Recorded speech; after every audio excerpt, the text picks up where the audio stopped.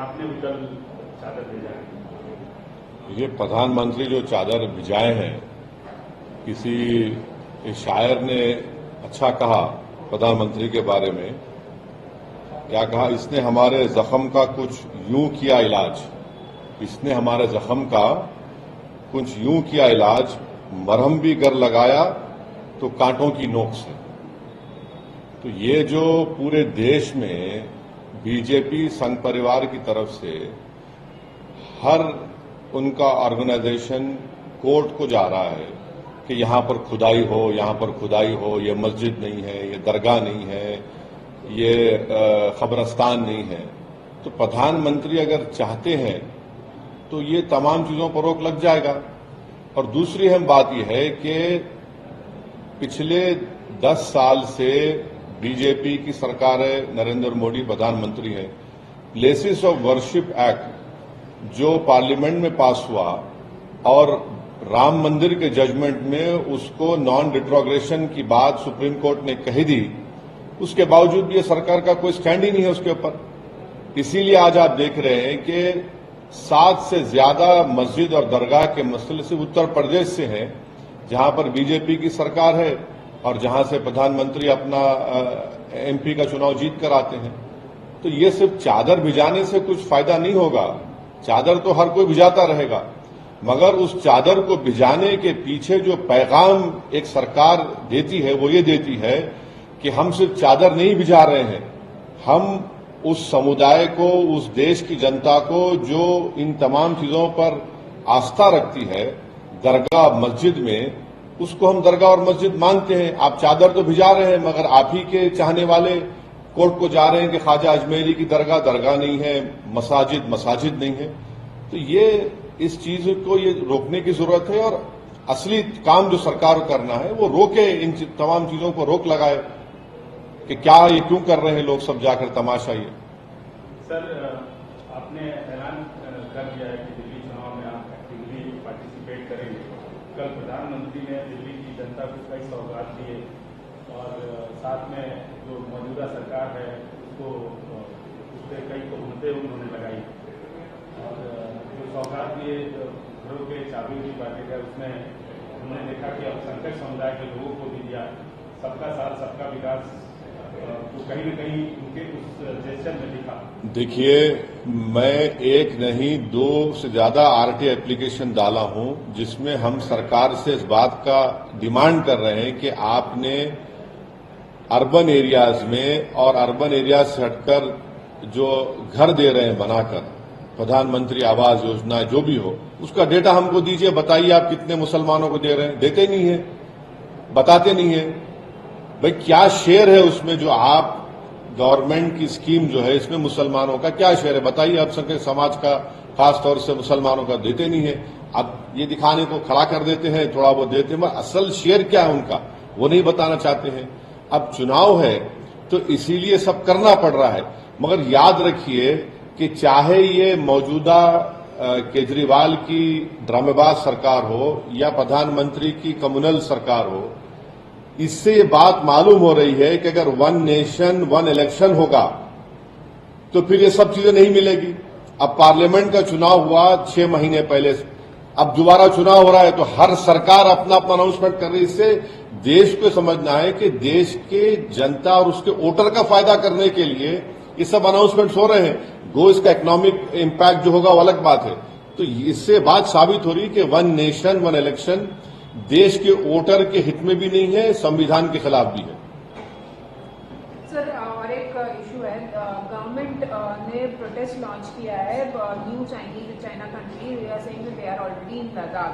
Government has launched a strong protest with China over the recent creation of 2 countries और they are saying they are already. ये क्या language है मोदी सरकार की? हम स्ट्रांग प्रोटेस्ट लॉन्च कर रहे हैं, फिर आप उनको बोल रहे हैं कि आके भारत में इन्वेस्टमेंट करो, फिर आप चाइना से कह रहे हैं कि ठीक है हमारा जो इंपोर्ट इम्बैलेंस है चाइना से कंटिन्यू होता रहेगा। एक पॉलिसी तो रखिए ना। और हमको ये भी नहीं बता पा रहे हैं सरकार कि वो जो 65 में से 25 पेट्रोलिंग पॉइंट पर हमारी फौज पेट्रोलिंग करती थी वो हम कर पाएंगे नहीं कर पाएंगे। और आप जो एग्रीमेंट चाइना से किए उसको ले जाकर यांगसे अरुणाचल से मिला दिए। तो ये कोई चाइना की पॉलिसी नहीं है। मैं साफ तौर से कह रहा हूं ये सरकार चाइना से डरती है। आपको हम स्ट्रांग प्रोटेस्ट क्या प्रोटेस्ट है? हमारी जमीन पर वो लोग ये एक कंट्रीज बना रहे हैं और डैम बना रहे हैं, और डैम बनाएंगे तो नुकसान किसको होगा? माने बिलियंस ऑफ डॉलर्स का उस चाइना ने अनाउंस करके, तो खुद बीजेपी वाले कह रहे तो नुकसान हो रहा तो क्या करेंगे? आप खाली जबानी बोलेंगे?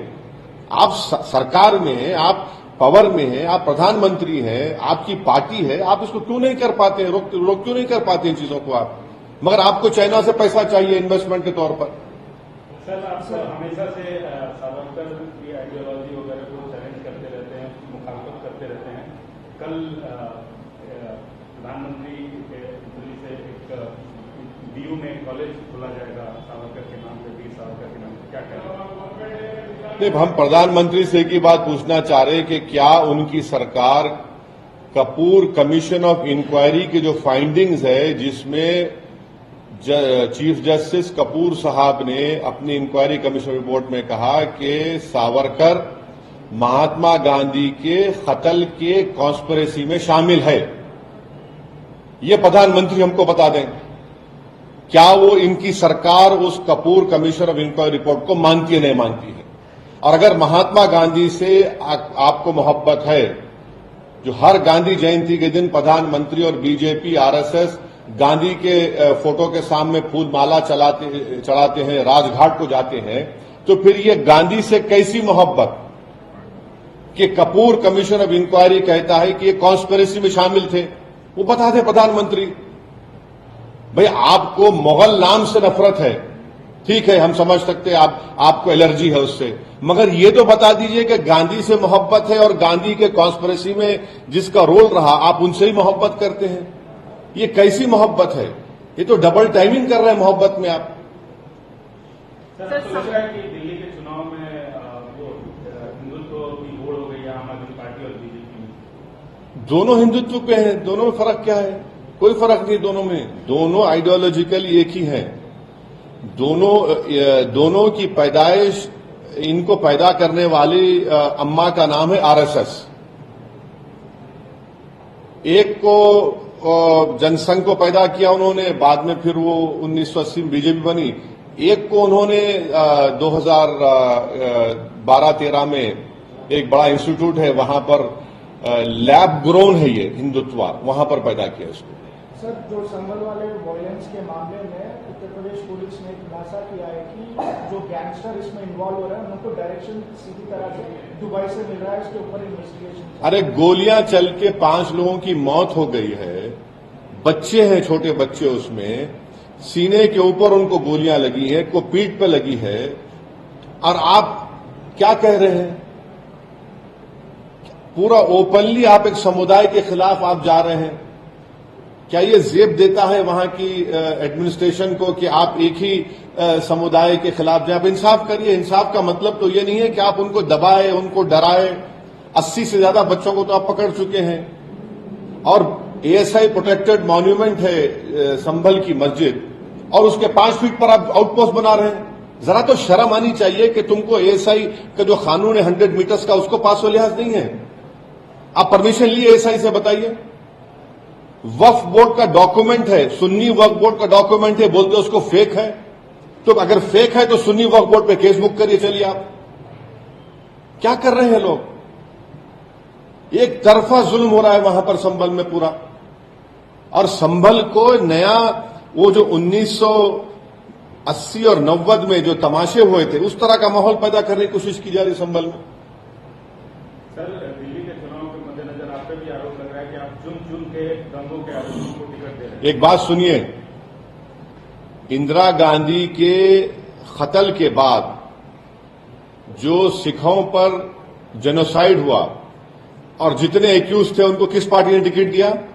किसने उनको मेंबर ऑफ पार्लियामेंट बनाया?